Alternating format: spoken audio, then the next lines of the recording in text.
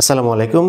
আমি ডক্টর রাইসুল ইসলাম পরাগ, মনোরোগ বিশেষজ্ঞ, রেজিস্ট্রার মানসিক রোগ বিভাগ, ঢাকা মেডিকেল কলেজ হসপিটাল। আপনাদের সামনে আজকে আবার এসেছি। আজকে যে বিষয়টি নিয়ে কথা বলবো সেটি হচ্ছে মানসিক রোগে শারীরিক লক্ষণ। অর্থাৎ আপনার রোগ মানসিক কিন্তু লক্ষণগুলো শারীরিক। এই শারীরিক লক্ষণের কারণে আপনি একের পর এক ডক্টরের কাছে যাচ্ছেন, কোনো সমাধান হচ্ছে না বা রোগটা ধরা যাচ্ছে না, বা আপনি অনেক ইনভেস্টিগেশন বা টেস্ট করছেন একটার পর একটা, কিন্তু আপনার শারীরিক উপসর্গগুলোর কোনো উপশম হচ্ছে না। আপনি ধীরে ধীরে আরও বেশি আতঙ্কিত বা আরও বেশি বিচলিত হয়ে যাচ্ছেন। এই সম্পর্কিত কিছু কথা আমি আজকে আপনাদেরকে বলবো। এগুলোকে মেডিকেলের ভাষায় আমরা বলে থাকি মেডিক্যালি আনএক্সপ্লেইনড সোমাটিক সিমটমস।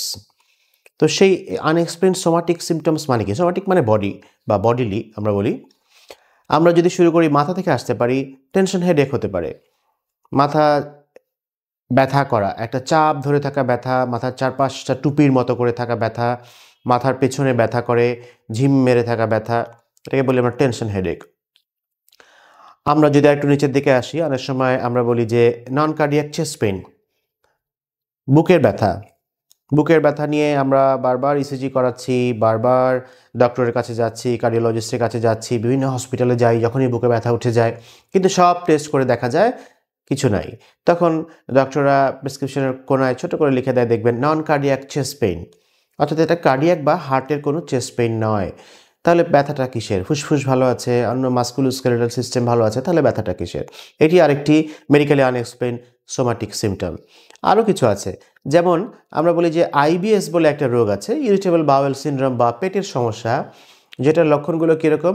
লক্ষণগুলো হচ্ছে পেটটা মোচড় মেরে ওঠা, বারবার টয়লেটে যাওয়া, বিশেষ করে সকালবেলার দিকে ২-৪ বার টয়লেট হয়ে যায়, বাসা থেকে বের হয়ে যাচ্ছেন বা অথবা রেডি হচ্ছেন আপনি, জামা কাপড় পরেছেন, প্যান্ট পরেছেন, ওই মুহূর্তে মনে হচ্ছে যে আমার একটু টয়লেট হয়ে আসতে হবে, চলে গেল। অথবা এগুলো সাধারণত বেশিরভাগ ক্ষেত্রে দেখা যায় যে আপনি কোথাও ভালো খাবার খেয়েছেন বা একটু গ্রিজি বা অয়েলি ফুড খেয়েছেন, তৈলাক্ত খাবার খেয়েছেন, দাওয়াত খেয়েছেন আগের রাতে, পরদিন সমস্যাটা বেশি হচ্ছে। কারো পেটটা বলে যে ফেঁপে আছে, এমন কিছু কথা অনেকে বলেন। অনেকে বলেন যে বারবার ঢেক উঠতে থাকে, বারবার আমার হেঁচকি উঠতে থাকে, এরকম নানা রকম সমস্যা, যেগুলোর ক্ষেত্রে আমরা পরীক্ষা নিরীক্ষা করে যখন দেখা যায় যে কোনো শারীরিক কোনো সমস্যা নাই এবং সাথে আরও কিছু মানসিক অসুবিধাও আছে তার, আমরা ধরে নিই এটা মানসিক কারণেই হচ্ছে। ইরিটেবল বাওয়েল সিনড্রোম বলি এটাকে আমরা। আমাদের আরও কিছু সমস্যা এই লিস্টের মধ্যে আছে। যেমন আমরা বলি যে ইরেকটাইল ডিসফাংশন হতে পারে, অর্থাৎ তার যৌন সম্পর্কের ক্ষেত্রে সে সমস্যা বোধ করছে, এরকম হতে পারে। লক্ষণটা শারীরিক, কিন্তু দেখা যাচ্ছে যে সব কিছু ঠিক আছে, মূল সমস্যাটা আসলে মানসিক। একইভাবে যৌন সমস্যার ক্ষেত্রে প্রিম্যাচিউর ইজাকুলেশন হতে পারে বা দ্রুত বীর্যপাতের সমস্যা হতে পারে। এই সমস্যাগুলো আমরা বলি যে মেডিক্যালি আনএক্সপ্লেইনড সোমাটিক সিমটমস। তাহলে এই মেডিক্যালি আনএক্সপ্লেইনড সোমাটিক সিমটমসগুলো সমাধান কি, বা আমরা আসলে কেন এমন হয়? এরকম হতে এটা যদি এরকম লক্ষণ নিয়ে যখন আমাদের কাছে আসেন পেশেন্টরা, তখন আমরা একটা স্টেপ বাই স্টেপ আগাই। যেই লোকটার সমস্যা, যেই ব্যক্তির সমস্যা, যে মাথা ব্যথা, বুকে ব্যথা বা এই ধরনের বুক ধড়ফড় প্যালপিটেশন নিয়ে আসছে আমাদের কাছে, এই ধরনের সমস্যা নিয়ে আসছে, তাদেরকে আমরা শুরুতে অ্যাসেস করি তার কোনো অ্যাংজাইটি বা ডিপ্রেশন, অর্থাৎ অস্থিরতার সমস্যা অথবা মন খারাপ বিষণ্ণতার সমস্যা আছে কিনা। আরেকটা রোগ আছে ফাইব্রোমায়ালজিয়া আমরা বলি, জয়েন্টে জয়েন্টে ব্যথা করে বা হাত পা চাবায়, ম্যাজ ম্যাজ করে, এমন ব্যথা, সকালে উঠলে ব্যথা বেড়ে যায়, এরকম সমস্যা নিয়ে আসতে পারে। এভরিথিং ইজ নর্মাল দেখা যাচ্ছে, তেমন কোনো বড় রকমের রিমাটোলজিক্যাল কোনো সমস্যা নেই, বা বাত ব্যথা বা জাতীয় কোনো বাতের কোনো অসুবিধা বা এই ধরনের কোনো অসুবিধা নেই, ব্যাপারটাকে মানসিক কারণেই ধরে নেওয়া হয় ফাইব্রোমায়ালজিয়া। তো এই সিমটমগুলো যখন আসে তখন আমরা দেখি তার মধ্যে অ্যাংজাইটি বা ডিপ্রেশন আছে কিনা। অ্যাংজাইটি বা ডিপ্রেশন থাকলে আমরা সেটা ট্রিটমেন্ট করি, সেটা ট্রিটমেন্ট করলে এই শারীরিক উপসর্গগুলো ভালো হয়ে যায়। কিন্তু অ্যাংজাইটি নাই, ডিপ্রেশন নাই, কিন্তু লক্ষণগুলো আছে, এবং এই লক্ষণগুলো তাকে বারবার বিচলিত করছে, বারবার বিভ্রান্ত করছে, বারবার আতঙ্কিত করছে। তখন সে ওই জায়গায় জায়গায় টেস্ট করতে যাচ্ছে, ডক্টর শপিং বলি আমরা, বিভিন্ন জায়গায় ডক্টরের কাছে যাচ্ছে, বারবার উপকার পাচ্ছে না, এবং এটা কি হলো এটা নিয়েই তার সমস্ত চিন্তা ভাবনা যে আমার রোগটা কি হলো আসলে। তখন আমরা এই রোগটাকে এবার তাকে আশ্বস্ত করার পরেও সে বুঝতে চায় না, না না না কি কোনো একটা বোধহয় সমস্যা আছে, কি হলো আমার আসলে, ভালো হয় না কেন, তার ওয়ারি বা টেনশন বা অ্যাংজাইটি বেড়েই চলেছে। তখন আমরা এই রোগটার নাম দিই সোমাটিক সিমটম ডিসঅর্ডার, এটা আরেকটি সাইকিয়াট্রিক ডিসঅর্ডার বা মানসিক রোগ, বা এটার আগের নাম ছিল সোমাটোফর্ম ডিসঅর্ডার, অর্থাৎ শারীরিক উপসর্গের এই রোগ। ওকে, এটার চিকিৎসা আছে। আমরা চিকিৎসা যদি করতে পারি তাহলে ভালো হয়ে যায়। সাইকোলজিক্যাল বা সাইকোথেরাপি দেই এবং কিছু ওষুধ দেই, ভালো হয়ে যায়। অ্যাংজাইটি বা ডিপ্রেশনের চিকিৎসা আছে, ভালো হয়ে যায়। ওকে, তার অ্যাংজাইটি নাই, তার ডিপ্রেশন নাই, তার রোগটা সোমাটিক সিমটম ডিসঅর্ডার না, এমন কিছু লক্ষণ আছে তার মধ্যে যে তার মনে হচ্ছে তার বড় কোনো রোগ হয়ে গেছে। যেমন তার মনে হচ্ছে যে আমার ক্যান্সার হয়ে গেছে, তার মনে হচ্ছে যে আমার বুঝি হার্টে কোনো অসুবিধা অবশ্যই আছে, অবশ্যই আমার হার্টে কোনো অসুবিধা আছে।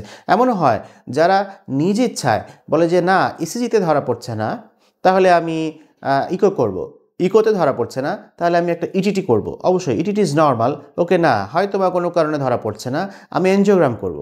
এনজিওগ্রামে বলছে যে সব নর্মাল, একটু সামান্য হয়তো বা রক্তনালী সংকুচিত আছে, যেটা খুব নর্মাল, আপনার এটার জন্য রিং পরানো লাগবে না। কিন্তু পেশেন্ট বলছে না আমাকে রিংটা পরিয়ে দেন, আমি শিওর এইটার জন্যই আমার এরকম হচ্ছে, বা অথবা আমার বড় কোনো রোগ হয়ে গেছে এখানে ধরা পড়ছে না, অথবা দেশের বাইরে গেলে ধরা পড়বে, এমন চিন্তা অনেকে আসে। দেশের বাইরে যেও দেখে নর্মাল, তখন মনে হচ্ছে যে না আমার মনে হয় এমন কিছু হয়েছে যেটা টেস্টই এখন আবিষ্কার হয় নাই। এমন অনেক পেশেন্ট আমাদের কাছে আসে। তখন আমরা এই রোগটার নাম দেই হাইপোকন্ড্রিয়াসিস, অর্থাৎ fear or belief of having a serious illness, একটি বড় রোগ হয়ে গেছে এরকম একটি আতঙ্ক নিয়ে সে বসবাস করছে এবং সেই আতঙ্ক থেকে সে কোনোভাবেই বের হতে পারছে না।